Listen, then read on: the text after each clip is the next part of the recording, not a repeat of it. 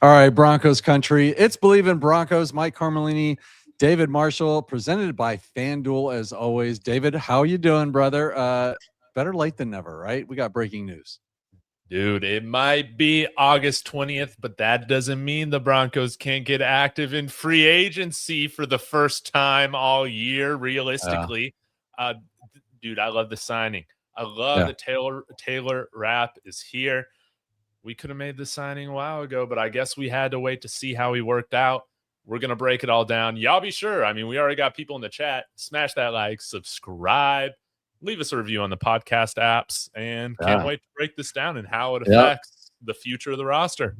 This move probably won't move this number by FanDuel, though. Broncos favored by 5.5. Over under 40.5 by FanDuel against the Pack tomorrow night. What do you say? 4.5, 40.5 points. We're going over, right? Dude, yeah. How about the Broncos score 40 just by themselves? How about that? Wouldn't that be great? But, man, we should go out, start 2-0 this preseason. Let's go. Yeah, and I want to say hello to all these guys that the chat blew up without us. Cody, Jackson, Cornbread, the Ronk.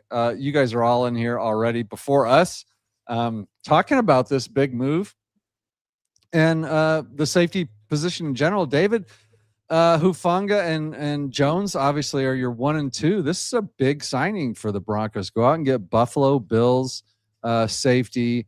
Rapp, who is just like was he a second rounder for Buffalo? My gosh. So he was injured last year in ACL. Apparently he's all healed. He came out and tried out. Tell us about this guy. You know, where does he fit in? Is he the safety piece we've been waiting for there?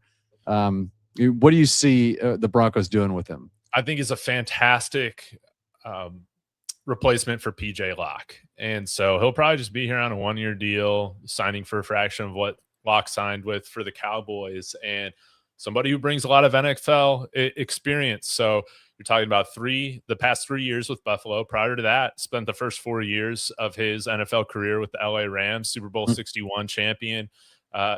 Starting safety who generates turnovers. 13 career interceptions when you count what he did in the playoffs as well. Brandon Jones and Talanoa Hufanga both have 7 interceptions each. So while he's kind of seen more as a box safety, I think he's also got coverage skills that, hey, if one of those guys goes down, it's going to be fascinating to see if Devin Key is that guy, maybe if Brandon Jones goes down, or if Taylor Rapp is kind of the guy that can fill in at both safety positions. So it depends on how he looks kind of coming off this arthroscopic knee surgery that he had last fall. That's why his stats last year weren't good. But this isn't 20 years ago, Mike. You can come back from that sort of surgery and get back to playing for him. He's only 28. And I think that this should erase a lot of the question marks we have back there. Even though maybe I'm a little bit higher on Devin Key than maybe the rest of Broncos country. I feel great about where the safety room's at now with him. I had this conversation earlier with a bunch of guys, and they were really split on Skinner and Devin Key. Of course, Devin Key's an all-pro, first-team all-pro special teamer, right? And Skinner's, played, looks like he's had some moments, but generally the Broncos do keep 5. So this gets real interesting. I know this doesn't mean anything. ESPN already slotted Taylor Rapp as Brandon Jones's backup, JL Skinner as Hufanga's backup, and then it's Tyson Anderson and Devin Key fighting for that last spot. I've been saying all along, Tyson Anderson, even though he was a free agent signing, our first and only free agent signing until now, probably wasn't going to make the team. I still see it that way. I think Tyson might be in trouble now for real. Yeah. What are your thoughts on the depth? Like, how do you I'm sure you did your first or your up. I'm sure you updated your 53-man roster right away. Yeah. So before last game when we talked about his trial, I was like, man, none of these guys have really popped. Maybe you just keep Taylor Rapp if you sign him, and then Key and our starting safeties. But after what JL Skinner did against the Falcons, I'm up on him. Now, I've always been part of the JL Skinner like fan club. Like, I'm a believer. I'm a truther. And as Darian's bringing up here in the chat, Devin Key and JL Skinner were fantastic on special teams last year. While Taylor Rapp can play special teams, and you might see him do that still, it's nice to have some guys that are young that already really excel at that.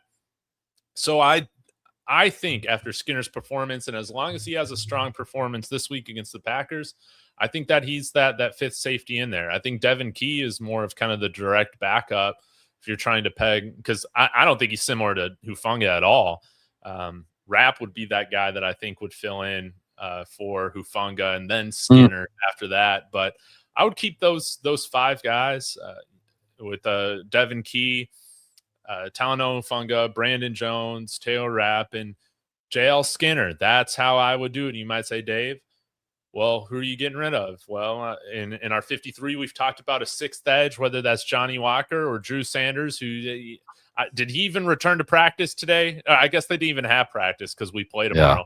Dude didn't practice all week. So whatever, we're going with five edges. That's how I make room for this. Well, I think they're fine. I mean, again, they went with five last year. It's now Miles Scott, who's our draft pick. We haven't seen much of him, haven't heard much of him. Oh, yeah. Should be pretty easy to stash on the practice squad, you'd think, David? Yeah, he played, I think it was 18 snaps last week. Maybe we'll see him play more, but yeah, I think Miles Scott's a practice squad guy. I think at the end of the day, they probably don't make this move if they weren't planning on doing something like that. I mean, I haven't seen contract details or what they did for 1 year.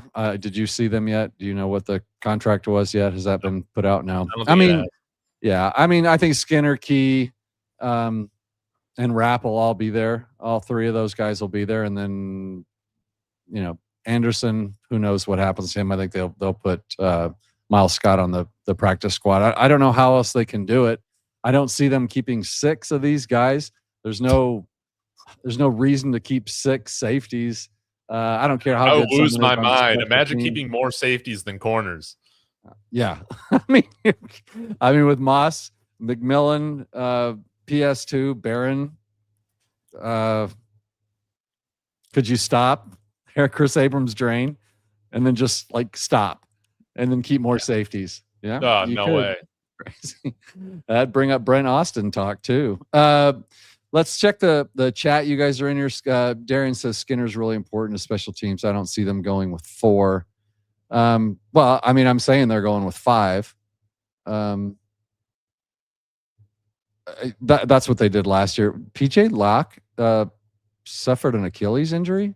Yeah, this is at the beginning of Cowboys camp. So he's out for the year, man. Really unfortunate. Oh, wow. Yeah. Yeah.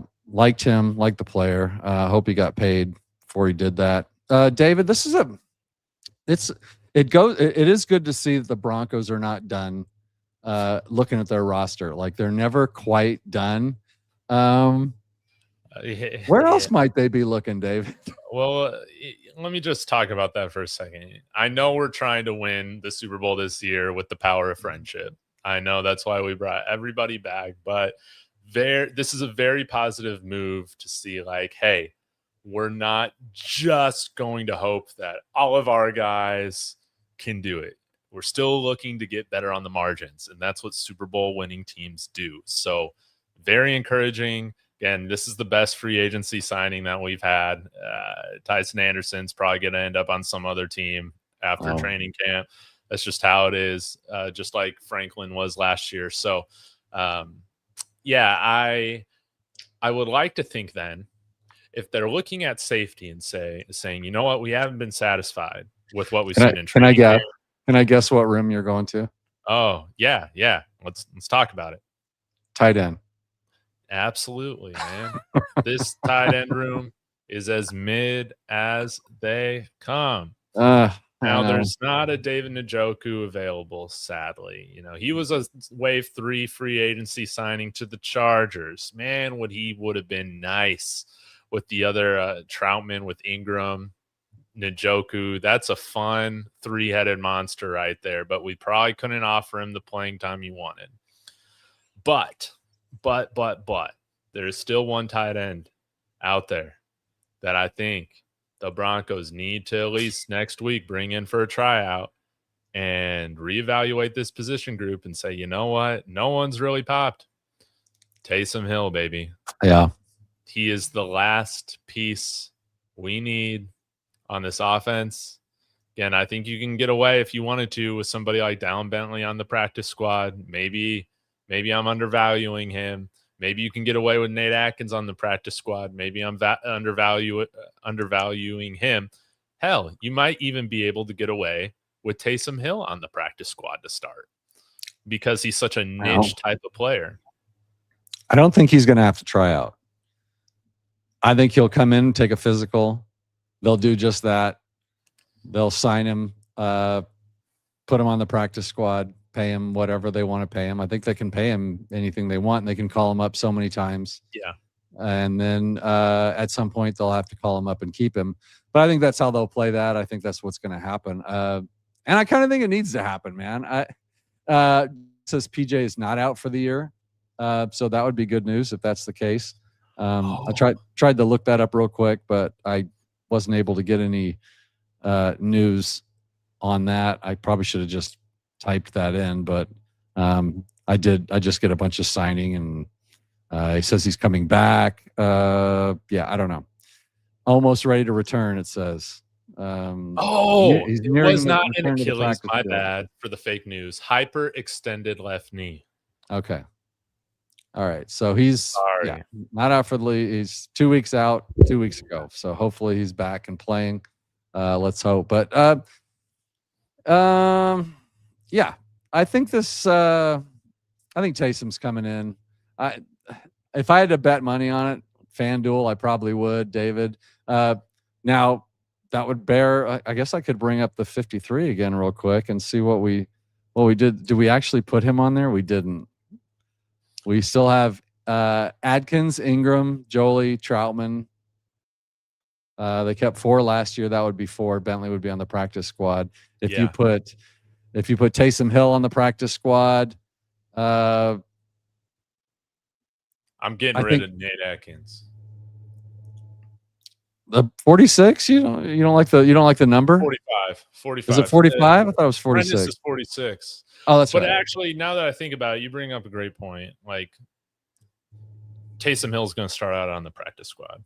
So we don't even need to talk about cutting Nate Atkins for him. That's the thing. That's what the benefit of that practice squad is now, is the ability to, stick Prentice over there and stick Taysom Hill over there and call him up when you guys need him. Darren says Prentice is going to make the team. Well, he's making the team in some form or fashion, for sure.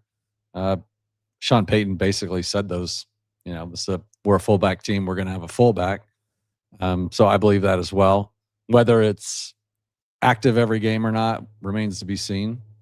Last year, wasn't he on the practice squad quite a bit, back and forth? Didn't they use him in that way too, or was he? Yeah, at some point he was elevated. I actually, he might have made the 53 coming out because Nate Atkins had that tightrope procedure. Oh yeah. Well, we'll redo it next week, of course. Yeah. The 53. So it'll be perfect when we're done with it. Let's just say. Chat says, we came into this talking about our new safety, and now we're talking about Prentice and what's in my Coke that I'm drinking. So, Mike, I wanted to talk with you about this. Gage Madrid was talking about how Stidham, at least at practice this week, has taken all the reps with the second team. Is this quarterback competition done before we even get to the second preseason game? Well, coach said it's not a quarterback competition. So I don't know what it means. I think it might be. We've had Stidham on the 53 and we've had Ellinger off the 53. The 2 times we've done it, we didn't change it this week when we updated it. So It might be. Look, I know this isn't your dream come true, but if you have Taysom Hill, then you're covered, right? Because you're saying he's a better quarterback than Jared Stidham. Is that what you're saying?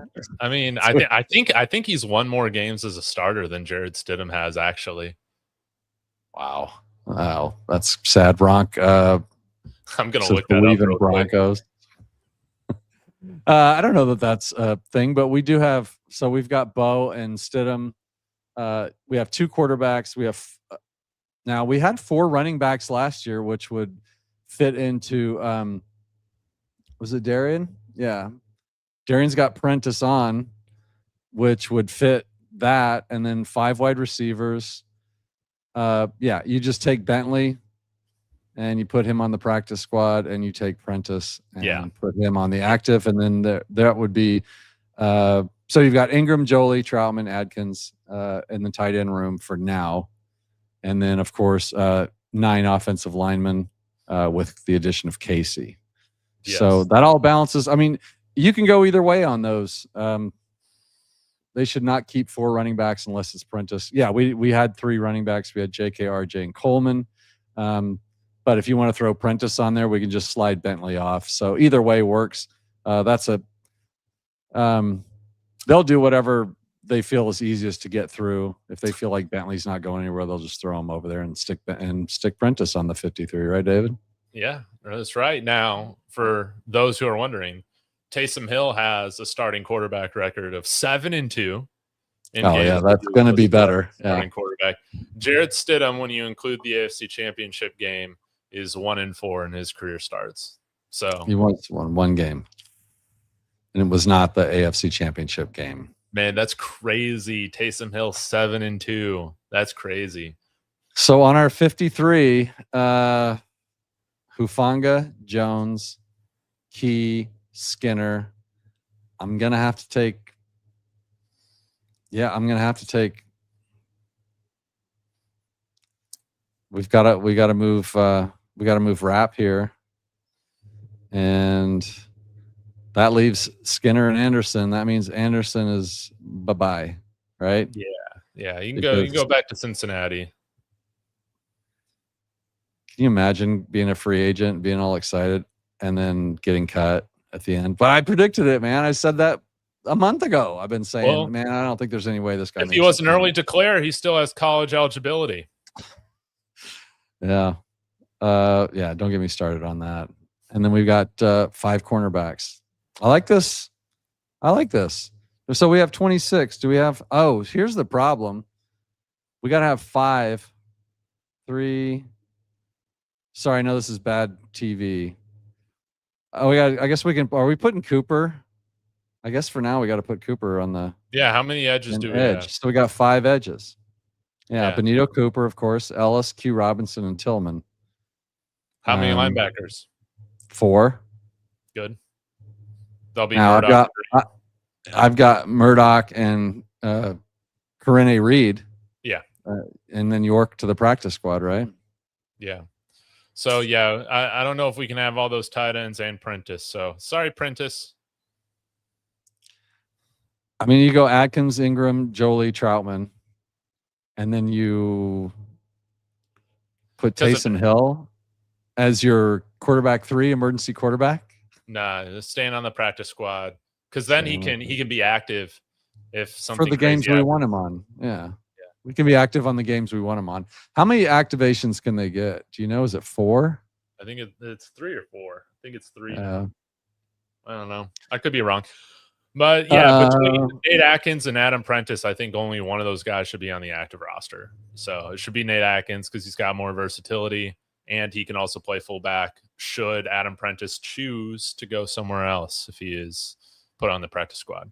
Mm-hmm. I mean, they'll make an agreement with him, and I'd see that he probably stays. I see Mix Cornbread says he'd keep Prentice and drop Adkins, and Loner. Yeah, Loner's Loner's a non-factor. He's a non-factor. IR. He's our new Drew Sanders, baby. Yeah, God. And so we don't know anything about Drew Sanders. Probably not going to play. If he didn't practice this week, he probably won't play. tomorrow night, David, the Broncos taking on the Packers at New Mile High, let's call it. We already did our predictions. We should take care of business there fairly easily. Hopefully we do. Hopefully everybody stays healthy. Want to thank the Ronk, Cornbread, Darian, Cody was in there. Yeah, I just want to make sure I don't miss anybody. Jackson, of course. I think that's everyone. Denver Broncos for life 303. Because he wants to see what Miles Scott can do. We do too. And I think you're going to get a chance to do that tomorrow night. So sorry I let the chat get ahead of me. We had a lot to cover in a short amount of time. So what's going on? Thanks for tuning in. Yeah, thanks for tuning in. Smash the like, subscribe. If you listen to the podcast, don't forget we're out there on podcasts, Apple Pod, Spotify, Amazon, all that stuff. Leave us a 5-star review. But more importantly, just hit the like button down here. Comment below if you disagree or agree with us. So we just enjoy talking to you guys. We will set up the game tomorrow night. Probably do a post-game show, David. Why not, right? Why not? For a little bit. Yeah, a little preseason post-game, a little warm-up show for you guys. So make sure you guys tune into that. Appreciate you watching. So for David Marshall, I'm Mike Carmellini. Go Broncos. We'll see you later.